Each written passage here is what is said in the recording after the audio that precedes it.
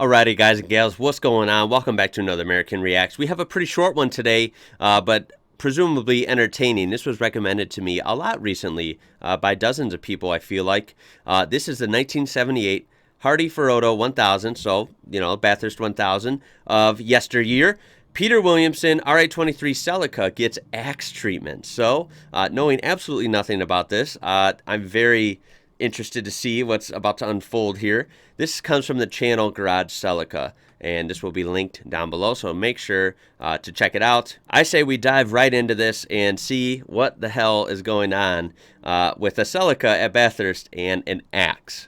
Here we go. 9 cars, they're all desperately close on a figure of 50. Williamson in the Celica. There we go. Now what's the devil's going on there?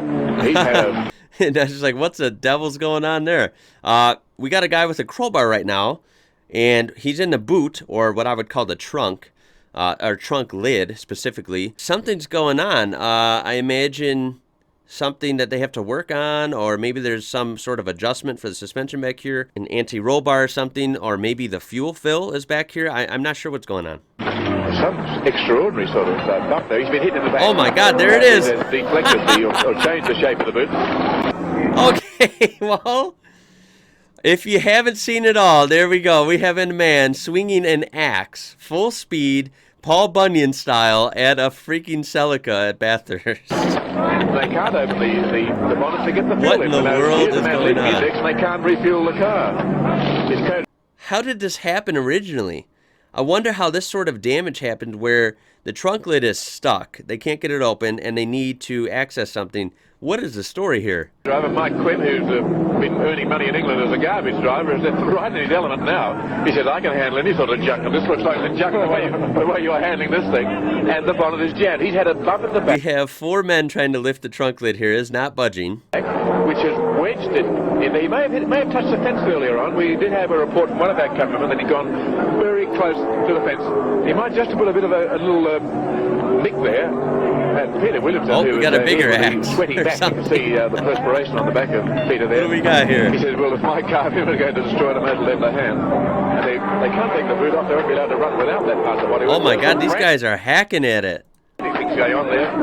Well, Holy smokes. But the car attacked with an axe before. Yes, well, Peter's a Toyota dealer. Oh, that looks like a fuel can. Do that to your car for speed service, but just the... May not be typical. It's just the...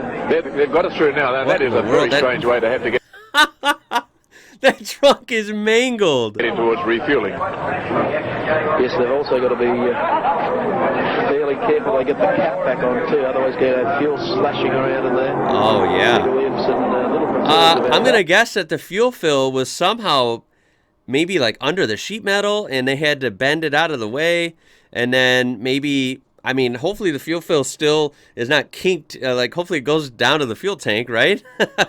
And I guess they had to get the cap off, fill it with fuel, hope it worked, and then somehow get the cap back on if it was bent or something. I'm not sure. I almost imagine it would be against the rules to not have a fuel cap on there. It could be a safety hazard as well as fuel spraying all over the place. As his co-driver, the Galloping Garbo, is about ready to bounce up and try and get out there and keep up front in the index of performance, and also for a class win here at Rather Oh my spoiled God, the we have to aerodynamic see shape of the rear every tool in the book here trying to index of performance, Evan. The top 9 just to get some cars damn are fuel, right? close between all of them with a figure of 50 at the present time, headed by Williamson in the Celica, followed by Stevens in the Escort, Harvey and O'Brien. I wish it was clear. I know this is old footage. I just can't really tell what's going on.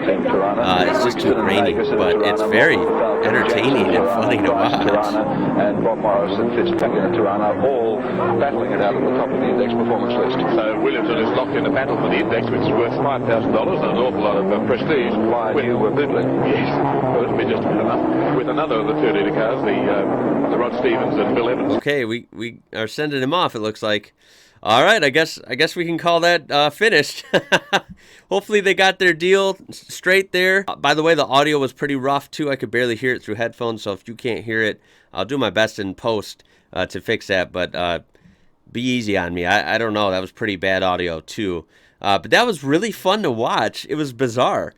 Bizarre thing. That happens in racing, though. Racing, a lot of behind-the-scenes stuff is not glamorous as you see on TV. I've seen it around, just little racetracks, our local circle track. These cars are sometimes beat on pretty rough, and when you're in the middle of a race, you got to make it work by whatever means possible. So you got to rip off part of the body or whatever, right? Hack it up, Band-Aid it up. You got to do it as long as it survives the race. And then we'll take a look at the description real quick. He says, after a rear end hit, the RA23 Celica of Peter Williamson needed some love from an axe to get to the boot-mounted fuel cell during a pit stop. So indeed, it was a fuel cell issue. Peter went on to take second in class and finish 11th outright. Well, hey, if he ended up getting second in class, I'd say that's a win, considering they had to deal with some straight up getting attacked by an axe in the middle of the race, right?